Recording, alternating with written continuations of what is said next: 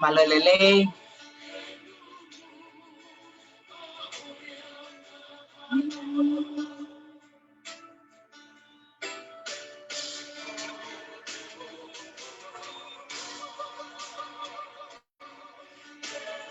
Malolele. Maria que tá aqui, tá arriba, pessoal. Malolele. Tá, pen.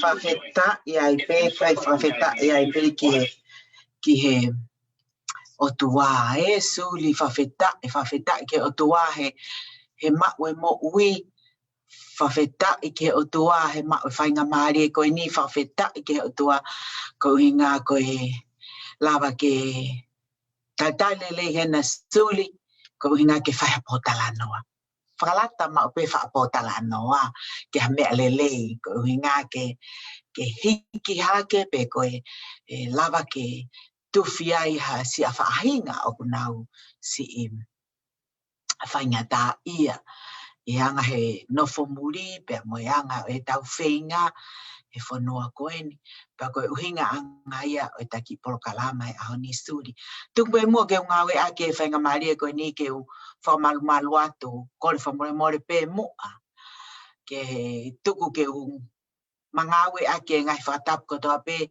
o ku takua i heope pe mo e teknologia atamu ke maua tatalele hena suli ke fa potala noa ko uhinga o potala noa ko ni ka inga tonga ho eiki pe he ke tonga ko tape ko faka amo ai ki polo kalama tonga ma tonga ke tauhanga tala noa i hame alele he fai ai pe ai tufi ai fa hinga ni te nau ma wai ngai fa kau ka ko tali lele i ko suli he ahon he ko suli pe shot o ku heni moau pa confia suli ke tali lele ko suli foki ko to ta ha ko ni ko na ha ke ofisi o ne fie ma upe ke ai ene service ang ke ai ene investment pe au kore ke to ta ko ni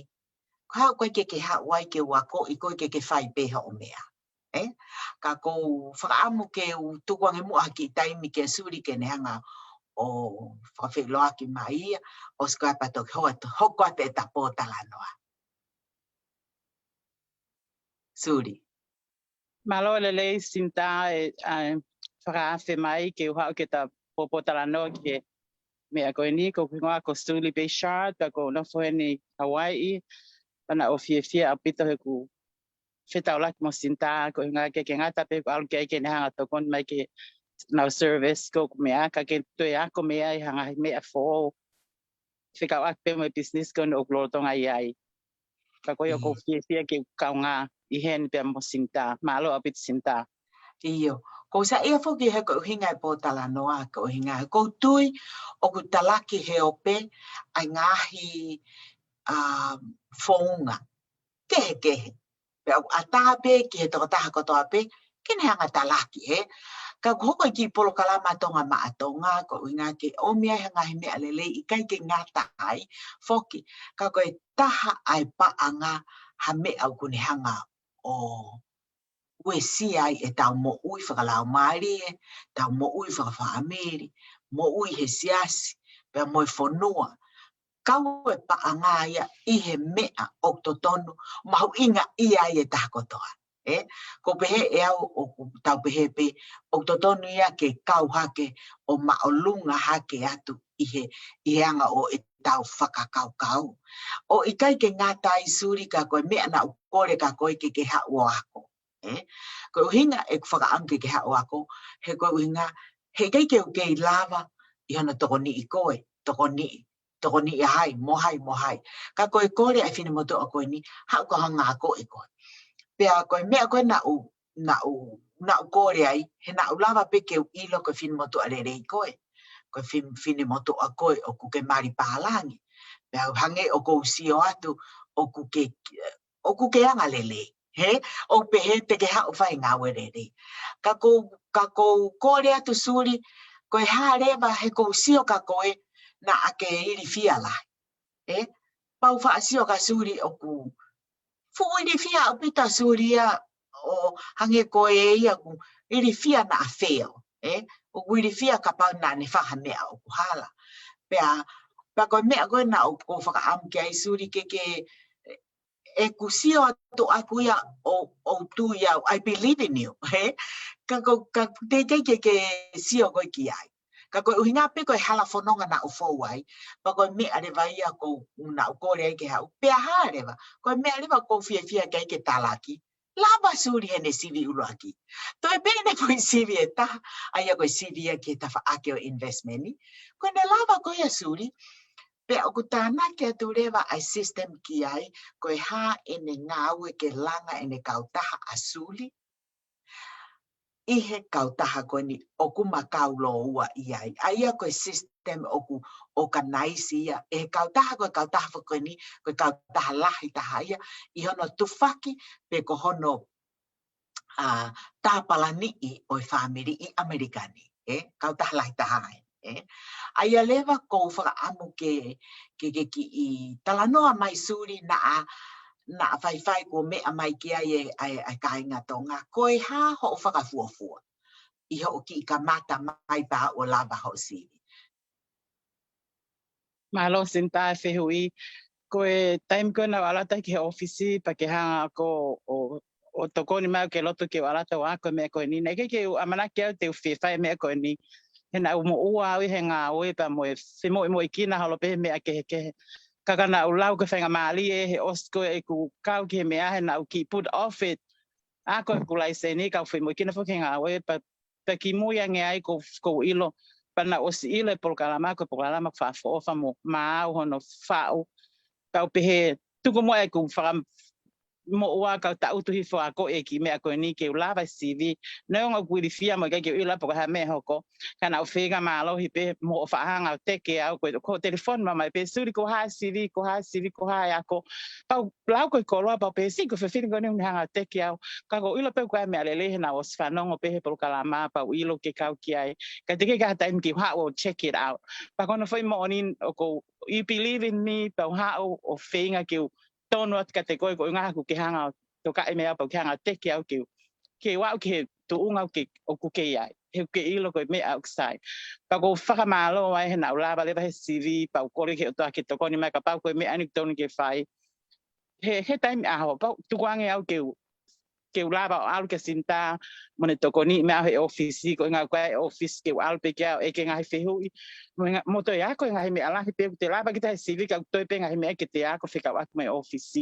mo ngā he ngā ko ke te fai pa ko fia sinta mo whakamalo he whakamare ko ya e kuni hanga o whakava mai matapa ke te au ke ulava ke to kon ko family ko ha ngā he family ko ilo o ma ho inga me ko no ta fai ka ko me ko ta pe ko whao ko te ai kautaha, ka ko ke tā mai e whihi, ka ko ngoi ko whia he ko taimini ko kamata ke a mai kumata ke uila ngā he mea moe, ho kei tokon mai peka te mautoro he mau te ofisi ke whakahino ni wanga e mea ko ke mahino ka te mautoro, ka ko whakamalo a pit ke whainga maari ko ia, o ko kau whakataha mo ko I he kautaha ko e ni.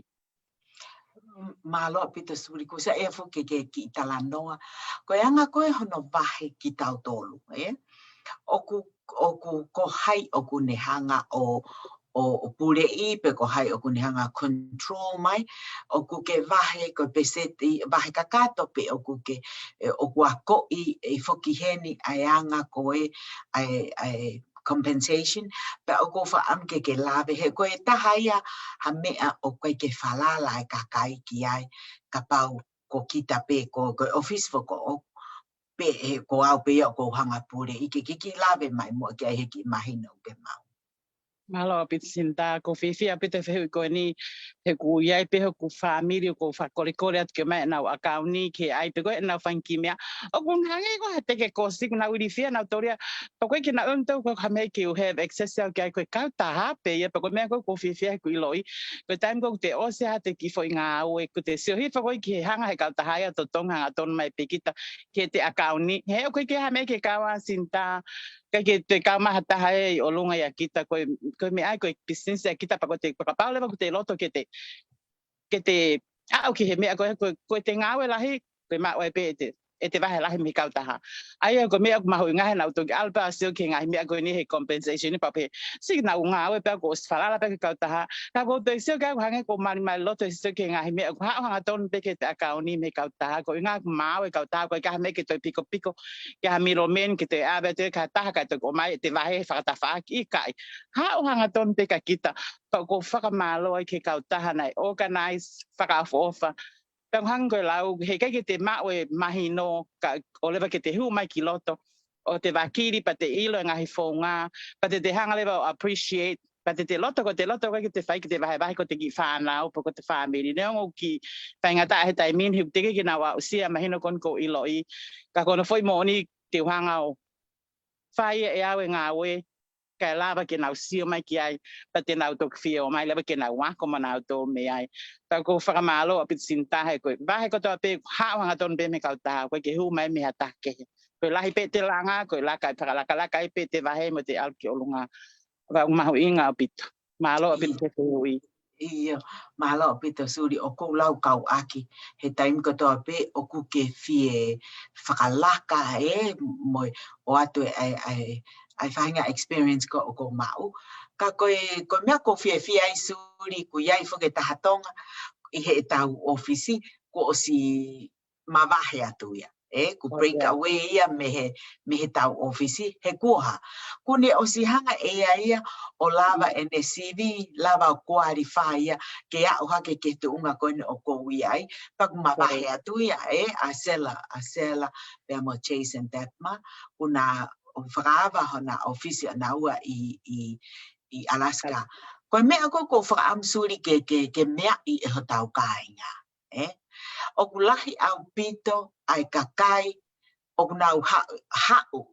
me Afrika Nigeria pag nau ilo lewa nau toko kakai Pasifiki ko kakai we ingofua mo kakai o kai ke lahi nau ilo pe nau hau lewa nau tolu pe mo system nau tolu kai ke o wei lahi taha nga system ko o rani o ko sato ko ma ko alo whakatotolo pa ko sia uia kai ke ko whenga tu pe ke kakai ko ni o kai ke o fumalo I pe nau piribi nau tolo ai pa ko tuku pe he ai aho te nau toki pe mo ona sinta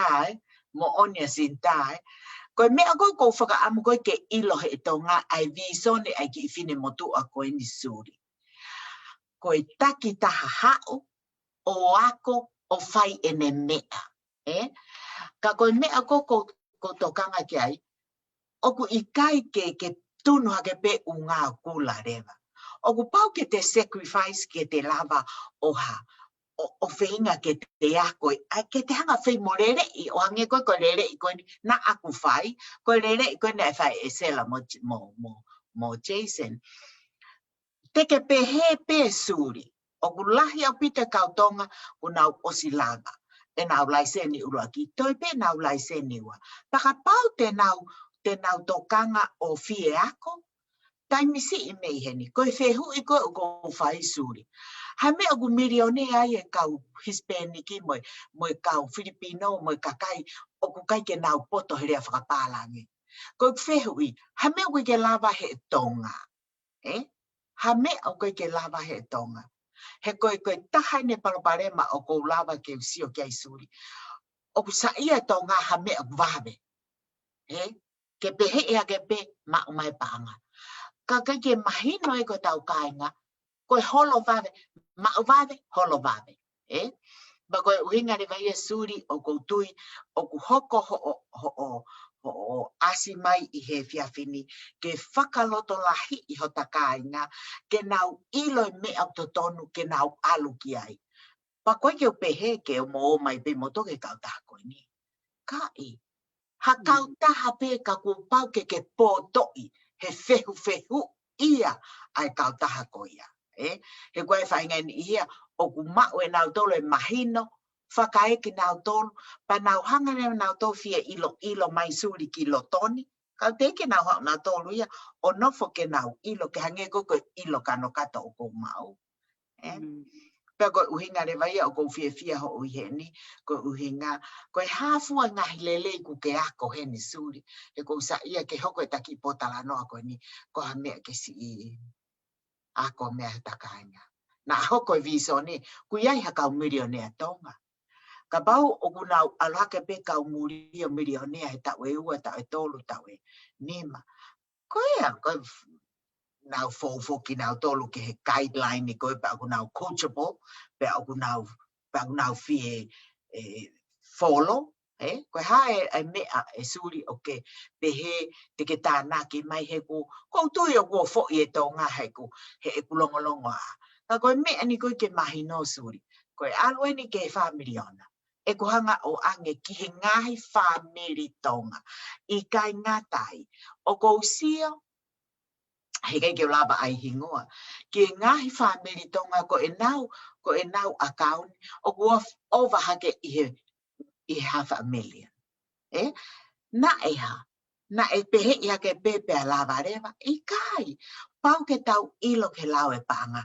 Pau ke tau ilo e anga ke mahi no I ke lava ke tau hanga make an informed decision. He taimia. He kei ke lava koe decision koe o ku tau hanga koe o ai. Asi sai mai a ka kita, ka koe ke te fuu ilo tu kita ke loloto. Koe mea ko wha a mai suri koe hafua ngahi mea ku ke sai I ai. Koe uhi ngā ke ue whai aki pe e ku lau, kai whai aki aho lau. Malo Sinta, koe taha e whakaukau ki he polokalama koe ni, pe koe business koe ni, o ki o tau kakai, he ko mahino I pe tau kakai, he ko ngā he koe tau taimi ni tau o mai pe tau tau leo koe tau sio manti whako luku te business I me teke alu ke ngai le bolo pa teke awai ke lakanga o ku kau sai kia kita he toko ni mai pa ngā o tō ngai kita he te a o koe ke te motua. Ka koe taimi ni ku tau fo I vāve. He tau hu mai pe tau tau leo koe lewe ke maa. Ke tau mai pe tau maa ke lewe ha ni maa fe foi. Kwa ki tau mai te tolo a koe whanki mea koe ni spend taimi ke te o te fu ho haa pe ke ngai mea no ia. Ka te ki sacrifice ke te tau to a koe CV. He whaingo fua pe ia. Ka ku pau ke te loto aki. Te loto aki mo te kore tau koni ke kakai ku nau osmahi no I mo tau ke. He koe office koe ni tō lahe kau muri. O kou fia he ke hanga tahea manu ki mai au. A ku hua tō eke haki whehui. O koe tamai ki muri. Kei ke maa he eke he unau tō koni mai mo nau whakahino hino ko tang. O kui pe koe NT au koe ngahe ko motu a whoki he. Ka kona mo ni te feel good he unau tō koni mai. Koe ngahe mea kong nau a koe office nau hanga lewa wahe mai ka kita kou te who o atu. He take time mea ke te sio ke haola e te ngā ue. He mo te toi ako ke te mao e sivi koe hanga koe lao sinta si whika wā he. Ko pau ke tau sacrifice e tau. Ka o te tau sio ke kua hili taime ni tau sio tau toria. Oh, kau ka alwa tau e te hanga wea teka sinta te alha ke orong I kai. Alpe kita lele pe te mea. Ko te ahu koe ki loto te hanga pe kita ia o ai e te ki business koe hae alahe te alu. Ko ngā koe sai e pe te alu. O te toi sio kita ia o na whawhai ka ala tau ia mea kai kau sai e ki ai. O si kau sai pe ke whewhine ko si wholo e ne elai loto. Tau ope tō tak tahalanga e tau whanki mea ke tau alu ki o longa. Mo tau kori ki o toa ke tokoni mai he koe business ia koe whak mai he o tua whakafo mai. E ngai ka kaina na uhu mai he fihi. Pa te tau maua e tau whanki. He tau tokon ko tau whamiri. Kai ke ngata pe a kita tau taha. Toi ka kai he lotu ka hataha ku te ilo. Te wahe at ke whanki lelei koe ni. O whia mau ke tau wahe. He koe ngā koe tamai he o toa ke tau o tāla ki mamani. Kai ke ngata pe he neongong lelei. Kau kaha mea lelei ke tau wahe ke kakai. Ke maua nau whanki mo ui mo whakalakalaki moa. O ku mahau inga lewa ke tau wahe. Pa koe wahe koe aku pau ke tau o ke kakai koe ni kona o sifo mahe fihi. O eke ka nau tōra ngā whihui. Me tau wako pe he ngahi mea ko samai pe kau tahai. Mea ko toa ke tau wako ai. Ke toi aha ha toi me e whihala ki pe toi piko koe ako hanga tonu pe tau whai pe mea totonu pa te tau alo e pe o au anko lau tau mite tau ko he ai au ko whakamaro kan sinta he sehui e koe pe toko ni pe e ke tau loto taha pa o te tau fo i vave mo oni au pito suri koe fo i vave koe li tau veria te ke te akwa te ke lolo to ko uhinga ko te ri tau vere ko mea ko tokanga ke uhanga o to ki I whakamanatu ko tau kai ngā suli ko more lau mano ai kakai oku hange ko ku ongo mari pe ongo sai pa ku nau tu leva ki ai pe na wo leva o ave nau paanga ko hinga nau ma mai he fo itaimi kakai ke ilo ko fo I hook up ia ko ia ko hinga ke nau to ho nau sino ko toa kilo to me pe to ke anga leva anga o ma o hufanga whakatapu kai katoa ai ki mea po unau mau ko kai ko talanoa ko ni ko talanoa o ku toki hoko pe tai nimi ko tai nimi o toi whakalifi atu ene oho mai ko ni e whaunga ko ni ka ko mea ko o maari e taha ko kai poto tau kakai e la vea he tau e nima ko hiri e toi la vea he tau ni e la vea he osikoia o kai pe he ko uhinga ko ha ko tau kainga o ku fu whaka ofa au pito ai kai ke nau fie sacrifice ke ilo mo oni hage ko ni me ai e tahana au follow mai ai e ku follow mai e whainga me a ko koe tai ni pa ko me nai ho whakauri pau pehere ba mau sai ke potoa pa koe fo I poto ko ia o kune hanga o puke ma wau ke wako ha mea whakalau ke follow he ku oku loloto atu suri ko mea ko whakamai ke ako ho laiseni investment ni he ko inga oku loloto ngahi ume alahia pau ke tau ilo tau tolu ki ai I he anga ko no investi ai e te kau I he fio ko ini he ko whaamari I au he ngahi talanoa o asi he o pe. Ka I ko kalo mamahi lahi atu. Mamahi a wia I he ngata anga koe ai mea nofo mea tau kahinga. Ko kalo he tau mea te tau lava suri o make decision ke anau tolu. Kai koe lue atu koe. Koe toki ia upe koe ke tau wako he tō e ka. Koe ongo maari e peha mea mapue ke a kakai. Ongo maari koe ne mapue atu pe oku lava ha mahina pe mahina e ua kua osi okoha. Oko shatu ki he ke mo e tau ka pe mo mea. So koe harewa hano aonga kainga tonga. Koe tau he ni ke tau langa. Tau alo nge ke mea koku alu hanga tonu. A koku tau hupe, tau iloi. O koe ke tapu ke mawala ka paanga. O pau ke ave han koe lau asuri. Ave pe account koe ke kau taha. Ko nau tolu o si whakapolo kalama e mea ko totoa. Koe ke ai kai ha taimi o ilo mawala ka paanga. O si terminate mau tolu. Ka pau mau tāna ke ha paanga me kakai. O whai ake a service ko mau whai Pako me e tahu ko uki I he eta tala noa suri. He koe polo kalama tonga maa ke langa e tonga. Ka oku lahi ange pe ai hau ai tama pe koe tokotaha. Oku ai ai ene kui I he ene mea oku ne mau. O whakawhano ia. O taki he e kui. Hufanga he whatapu. O ko alhake ki me lere hake ki I kalava I taia te au. Ko inga he ko wongo I whake au e tonga. Pa koe me arewa ko uhinga atu ki ai. Aloen ke tau e wanoa e ku I heni. Pa te nofo I pe au heni ka. Kai o leva ke uhanga develop ha ofisi e fiha. Kamatai ofisi I Alaska. Ofisi. Pa ke mahino I suri. Koe o kui kai ke totongi ha me ataha he tai nimi koinga he o koutou koni ke langa hake. Kai orewa ke au ka tu unga ko ose qualify koe ke tu unga whaka vice president pe au kuha. O ku lava rewa te ke sio rewa.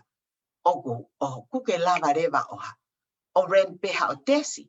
Pe re ai hau ki ofisi i hoku ofisi. Ka ko eku uhinga si eku ki i vare lau atu koe ni. Ke toko ni i tonga ka aku ke fielanga hao kauta. Tā ka suri. He ko suri ia tene hanga o processi. Ko au te fie toko ni ka ko fie maa whakau ke langa ngawe suri. Langa ngawe finau, langa ngawe ai tonga ko toa pe Olivia, o kuia I whangi kau tongan. Pa neo ngai mawahe koe a sela. Mawaha selan, ko toi mako ki taim si neni ko o si asi mai te mau te uhanga o whotu watu ai ofisi o I tonga. I Alaska. Ka koe whehui, na langa ake ha, na langa ake tola hive hiva. Ka koe tai nimi suri ko sa ia peke tā ki lawe peki ai, o ku tola fiha laise ni he tai nimi. Foi laise ni katoa ko ia o tola fiha.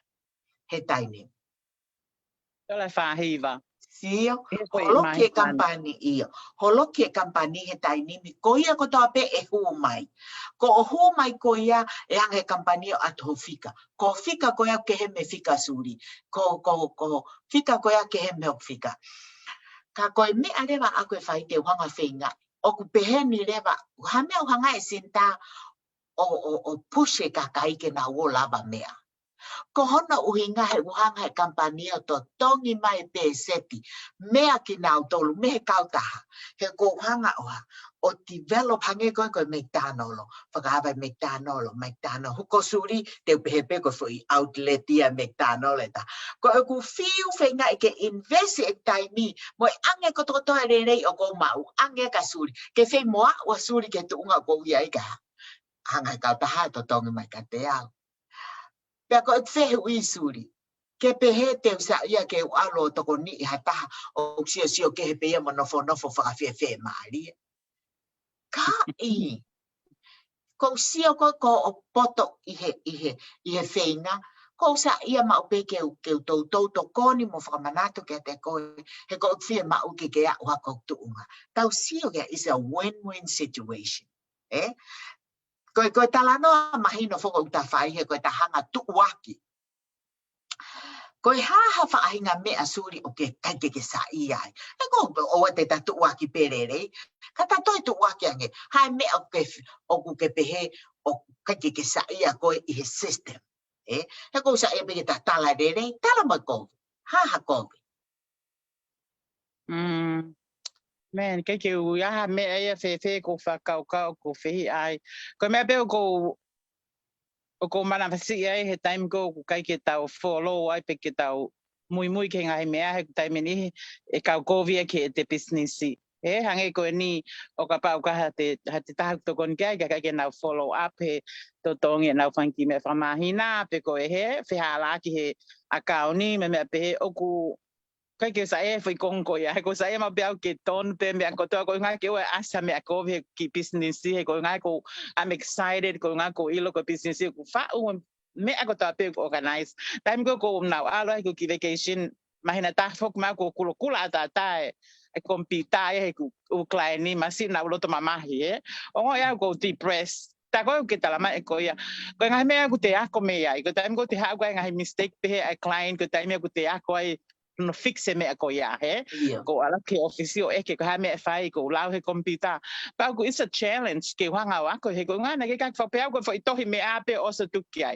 ta ko ku ya nga me e te sio ke fa tonton e ko hanga pe he pro ka he ka ta o mai ko na ka ke te poto ki ta o me ko te spot pe ki ta no ko he computer e he ko te ala fa tonton ta ka na to download the form ke fa ka phone he ke ai ke me ko nga ke to nga hi maka kula ko he te pa ko me ko fia ko nango ko ki sa ai ka ko wa ko me ai how to fix it pa ko fa malo ai ki ka nga he office pe fa sinta ma ko foi sinta ta fa ho wa tu he ke ko hai ka ko pe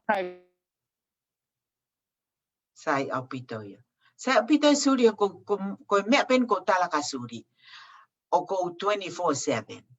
Inga mo mai kita wa ko te si mo lo tola. Ia. Ko tanga mai ko ni ka hata hai office kin hanga o. Te he mai kita wa ngo aku tau o ai leva take advantage ke kita to la fa phone application to yo. Para si ho la skill kita wi lo ha ko ta pe me ka ta. Ko fa lo apito kiai. Mo oni apita suri. He koe taimi koe koe makamata mai suri. Tala mai he motu a koe nan he o matu a koe nan ako iau. Ke oa na alu ke tonga. Mo siang e ita lahi mone aku. Kako ko ita kei he nehanga tala mai oa na alu ke tonga. Kone uhinga he oku toa e business ki lalo. Hange koe na hoka suri. Alo suri ofa ke no kai nga ke ai ke si ai. Hoko maha me ako o si maue ki family ko ia. Ke tiriva te kilo ki ai. Kau koe fuke toka na mai family ki ai. Ai areva koe ha. E kovia e business a suri. Sai koe fehu i. Koe me e koe malongolongoa ato e koe wha alongolongoa ato ai. Koe businessi. O pau ke ha, o kua ko iki mau tolu ke lele e businessi, ke tupu e te ngawe, ke te ilo e me au whai, ke te ilo e me au follow up, o wana te alu kakai ko ia au nau nonoa ia. Nei uhinga ia, he koutoki sio pau pe. Mani koutoki ha nofo mahi no e anga ngawe. Ta koe uhinga ai ongo mea, ke oa i tō lalo e ku businessi, ke oa te uhela ia he toko ni e kakai, ka na ua mai ki nau tolo tā palasia. Na e whiwhine tonga na erea he ne, o kwea ne office real estate, peha, ta pehe whiwhine hola me tonga. Koe uhinga rere ai whiwhine, he e toa i ne businessi a na ki lalo. He ua te tonga ia o ku tapi inoa ia. Pa ua e whainga mea koe ke tau mind e tau tolu. O koe me e tau tolu te ke tau wau ke e tau whakau. Te kai ke tau wangai business. Ke tau ilo i hei u mea ke whai. Pa koe tupu koe he fu tono no pehe. O ku lava rewa ke tala e he poto. Hola me he kakai ko ia he tō lalo ho businessi. Ko mo tolu ko tō pēk mo ilo ke mea whaka business, ha run ha mo funky business. O mo understand what I'm talking about. He na uha ua uia, o iawe, na whihi au he o mātua he na rea pehe. Ka tā koe ko toki ilo o kuna mo oni. Ko mea ina uai tonga maatonga ke a ko i ho tau kāinga, ke tau ilo. Suri, kuke o si mai no ipe. A ko i ai ha. A ko i ke oa na tau hanga like company. He ko o si o mai pe ai ke tau hanga promote ki tau tolo. Papau te tau hanga i tau tolo ai ko ku whaarea pe whai totono. Oa e ai ha mea ko te sio peka kita ke te hanga peo right up. Ai ha, o sia ko ia pe ha. Pako mea rewa more. Totong he kau taha ai nesi ke alu ke apiko ia. O sia pari aki atia koe toi tai he kakai ko ia. Ue sia ia business asuri pako o mai rewa e ko experience pe. O kai ke whai ngofua. He ko manatu inau tāno mai whiwhine tonga aneo. Ta mai whiwhine ka te au, he ke o mention he ngoa. O feel stress ia he ko eke ange whehui. Ai u whehui koe ke whikau aku mai toke tā. Ko whaampe suri ke tahanga o whakakawa te taki poho talanoa. O ku kai ke ha mea i businessi ke ai noa ia. Oku o si ko business ko ia ke lao mo kau taha me ako to o ke me ia ko ai noa ha u tau tolu ia he kai milahi o tau hanga pe fenge fufu ia me ai ko e ke atu pe fu ia ka e fia ta ma ko ke folo fu ia ka wa kai ke ile na to ko na fu itari ko ia o mai ka ki tau tolu oku ha kau ko via kai tari si na me a ka oku tau oku ko me no ko kore ko suri ke tau hoko ko mama. O ku tau go extra mile. Ke tau ha, o toi no fo tau tōria he me hoa e tā honoa. Hono whakamata la i kak nau tōru. Ilo ka muri, tau pe koe mea os mahino e nau tōru. O, koe mea. Koe mea ia suri o whonua i hoku ofisi he kau muri. Kakai mahino. Pa koe whehui. Koe mea o kou whei ngai ke ha, ke longo a. Pakai ha kakai te nau whakanga i mai sa ia pe au ke ngari kō. Hawe sai te ngari kovi ha mea gurerei. Hawe sai ha te ngari kovi ha mea koe. Whenga i ke langa hake a kakai. te usa ia pe suri ke ungari kovi, ka o kou wheinga pe, ke o mai e kakai le lei hange kokoe.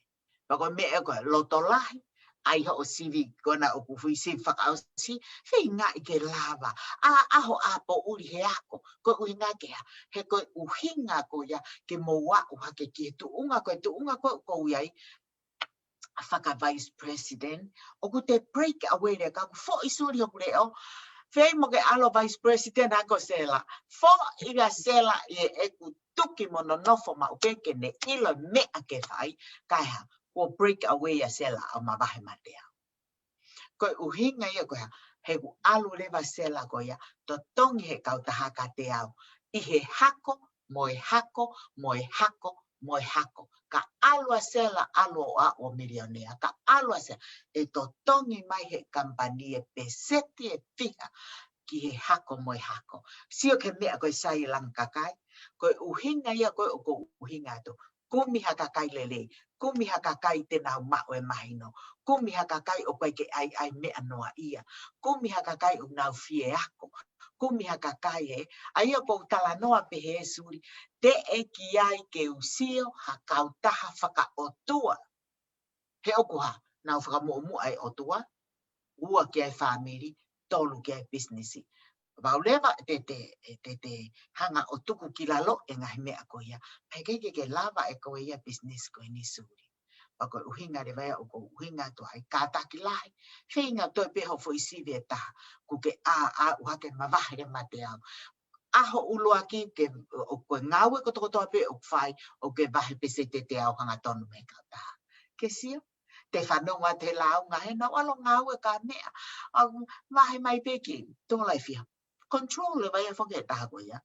Koe tau kau taha koe ke control e hata. Koe mea koe ki hoko rewa ma ki pōtala. Noa no mo suri ke whai hano whaka mā ala ala. Oku whie mau ke kumi haka kai. Oku nau whie mau ke whakaawa hanau ofisi. Pai kei ke tunu hake pe. Ai ngāo kula rewa. Pau ke hao lava hau fo isi vi e ua. Pau ke hanga o experience i ha toko ono. Ke hanga ai ke ha. Ke whenga ke aloha ke toko ono ko ia. O nau toi lava o whai mea koe whai ka nau toro. Mahalo ki loloa i ta polo kalama, ka koutuku e suri, toi ki tānaki mai ha mea ke ta hanga i peo hiki hake ho ta kāinga. Koe uhinga he ku kāta ki ngata. Ke hau e kau Nigeria, mo e tala mai pe mea, o guai ka kai poto ho ta au kāinga, o nau ki poto he o investigate. Ka guai ka kai ia, fo i tānoa mai pe koe, ai tō taha koe si kui, koe ka kui e whakaukau, nau si mui atu pe. Tu o whihai ni suri e ka kai nau tā mai umore nau wafe, whaafe, o no afe. Kai pe ke poto. Koe ngamata ngalo atu pe fo i more koe. Ilo, toi hau e mea ia u toi ki i moa, hange ko ki i ongo maari e. Hopo a te tonga. Koe whehu i suri. Ko haite ne langa i tonga. Sio ke whai kehe ai tu uaki ko ukuta whai. Koe tu uaki atu ke hau o ako maau. Kehe a mai tu uaki hata. Hau mai ho sirini kau hanga o investi. Hau mai ho sirini kau hanga mo he. O kou whakaamu ke utoi ki repeat atu ka tau kāinga. Koe uhinga atu hau o ako ke ilo ai loi mo oni, ke ilo e mea to tonu, ke ako ai o ku ke mao pese te au. Koe mea koe ki fo i tu waki au pe, hau o ako ke whakahawa hau ofisi. Ke wahe hanga tonu pese te o guai, o ku te lava ke te promote kita ke tu unga o maalunga. Haku mai fo ki pea moe ha? Ako mai moe teki ai. Ke koe lava he o sivi koe lava ai. Promote koe ke contract o blaya. Pa koe uhingare vai. Oku kovi e te ako ke te ilo e mea mingi mea. Ko toa pe oku sai. Oku sai. Koe te alu ka whetu fufui. Hange koe ni suri. Te fufui na ke ilo e mea. Ikai ko ia suri. Ke ki lawe whakaosi mai kei pa whaka. Oska pa ta tapun lewa ta ki potala noa. Malo sinta.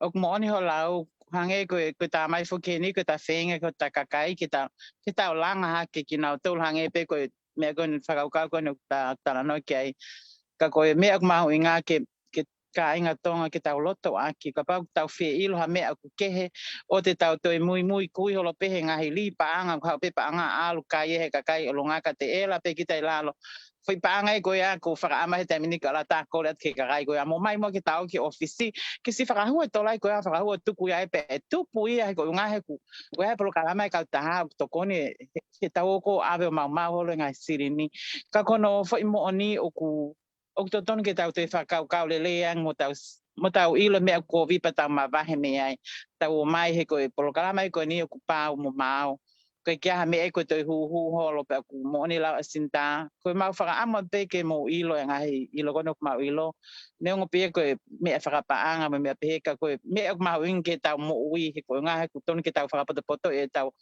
paanga koe mai o tua ilo ke tau ilo kono whakapoto e se ni te tau mau pea pe tau ako me ai pa te tau ko nga ke tu plake tau mo iki moa o a mai peste ni pa tau ta vale ino ia ka te tau hanga fa poto i hange pe ko finanga mai o ta ke tau fai nga me ko ta pe fa tau kon finalo tau fa poto tau o fa ke kakai to koni ki na tol mo ako iki na tol fo ka pau tau ilo hanga ilo hange ko la sinta he ka ke tau to fu o ku te loto fi ke te tala kata ai ko foi tu ko tai mini fa nga ta ka ke fu approach te ata ha e ko nga tai mini kita na payment o yo ko ko he ang te fan ki la mai pa hang ko te pick off he ka ko loto lai pe ki fa nga o he to lai pe ka muri ko contact mo na tol ka ko ko falo la hi pe sinta kita to kon ke kakai me ngai mama ko tau ilo he office kita hanga ha ba fa le mo kina to ak ai ofa he pa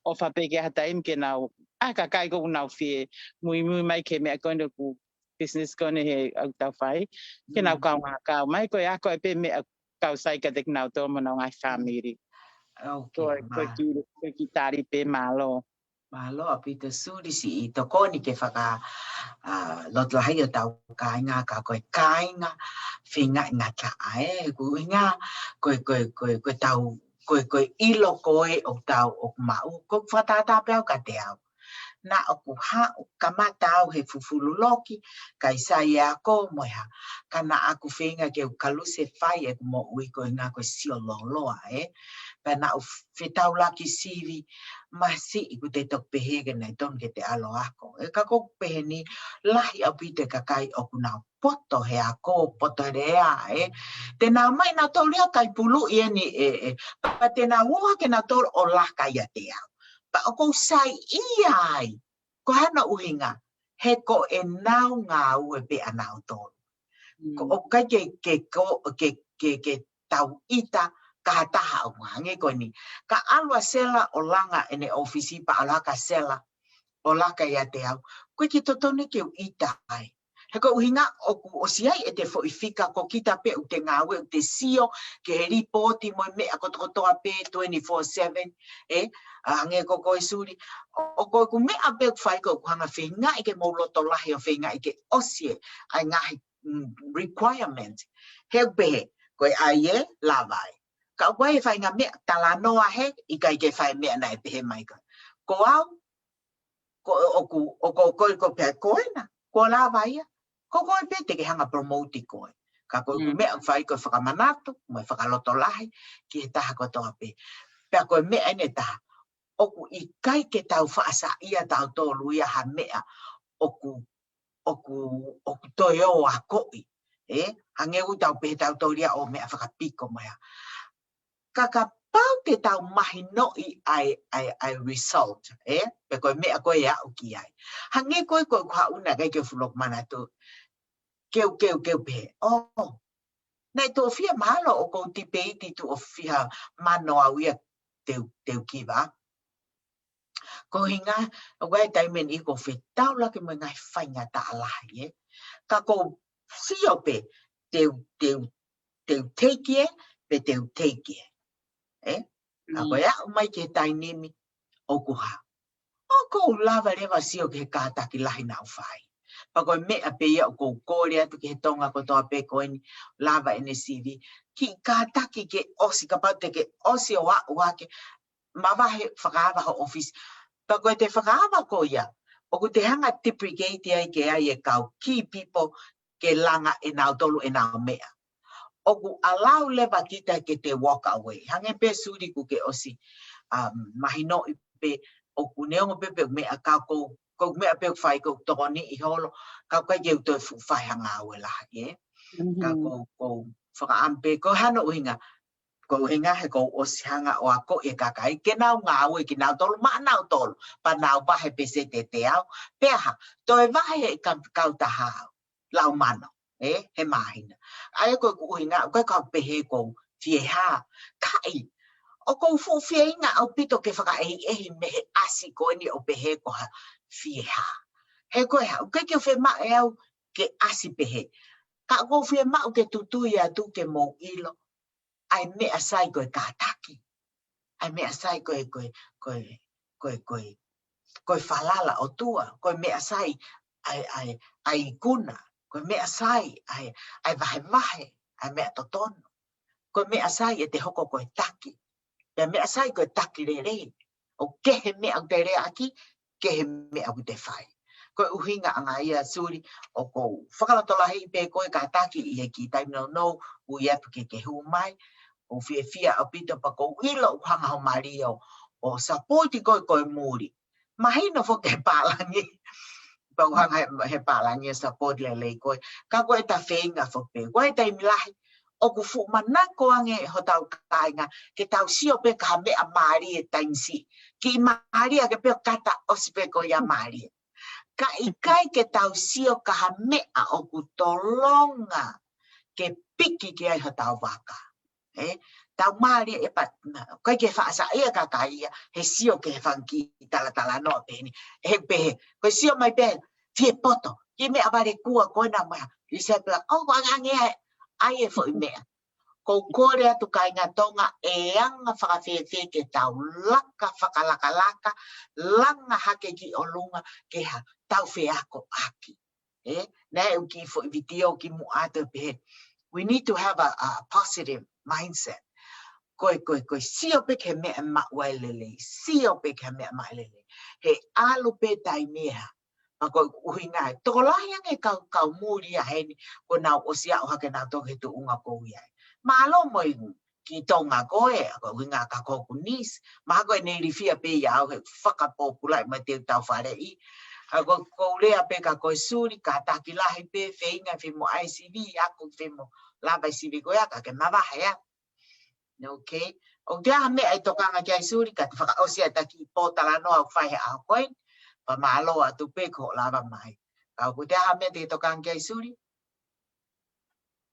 Whakamalo pe sinta ke whainga maari e tuku mai ka koe ta whakalorolai pe ko tau kakai ke ka tau o whenga ha mea pa tau whenga tau tuku ngā tā ko ngā ke tau lava o sia whenga ko ia neongo ko asat ki to o hange pehe ku na ke kia ham mamata i tohi poko am ka koe ilo e koe ilo tohi kau taha whaafo o whainea mo ni ngahi polo kalama pa ko whamalo ka sinta ko ngā ko taki me ngahi hala ko ni o mau kawat mo mau tolu ko mau at po su ki lote polo kalama pa mau tui e te ki ai pa mau ilo ke toko ni mai ke popo ki mau tolu ke mau ke ngahi tau mua ko nuk mau whakau ki ai i he polo kalama pe ko whamalo la he atu apita ka te koe ko ngā ko ngahi toko ni ko ta pe ko whai me ka te mau tolu i he polo kalama mo mau kawat ki ho ofisi malo apito.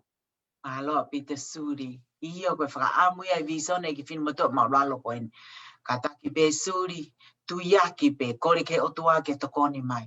Omi ha iwi o kulahi, omi ha mama o kulahi, mai ha loto o kulahi. Koe uhinga ke ikuna, koe uhinga koe sio ko whanau, moe makapuna, ke oana nau toi o ngā aue ke hataha, nā woha ke peku o siai ai kautaha, nā te hanga o la langa, o langa haka no foundation, pe ha urewa kato unga okuha, o whakalata, lava ke tau toko ni ia i pa tau hoko koe mama ke o tau kainga.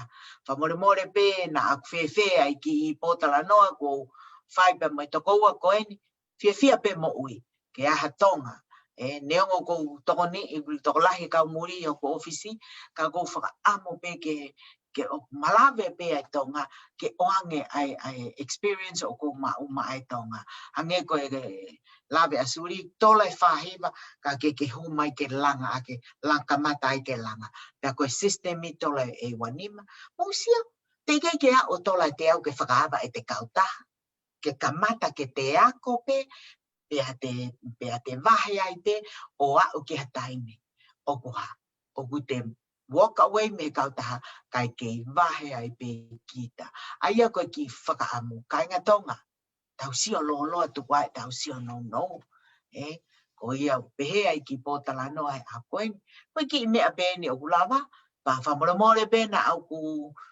whakaata mai hatu unga ka o tui o tau kau ngā kau pehe o pe ke tau talaki ai mahina o tau mau mo lelei o tau mau o ko tui o kai tapua ki ke o ku omhe o tua ka ki tau tolu o ku tau fie mau ke tau toni e hakakai ko uhinga ngai ki viso ne fini moto ko ni ko ku viso ne ke uhanga toni e tonga ke whakaava hana office whaka finance pa pehe reba i kai ke pehe ke totongi mai hataha haseniti ke te au ka eanga fefe ke ilo he kakai pau ke hau o enroll ka mo ke fiako pe ha ka pau fefe mai e whanau ke na o mai na to ako ke lava ka ko whamanato pe ke tau kainga ko o staimi ke ri liu e tau whakau tau toi aloa ke a ka revolo toi maalunga ko ia pehe ai vahe mo potala no mo koi suri famalo la ya to si olava mai ko ngata ngai eta polo kalama o fala ya to ke tonga ko to ape mo me a ko au sintava ka uta ulu ave regen share te tau ki polo kalama Malo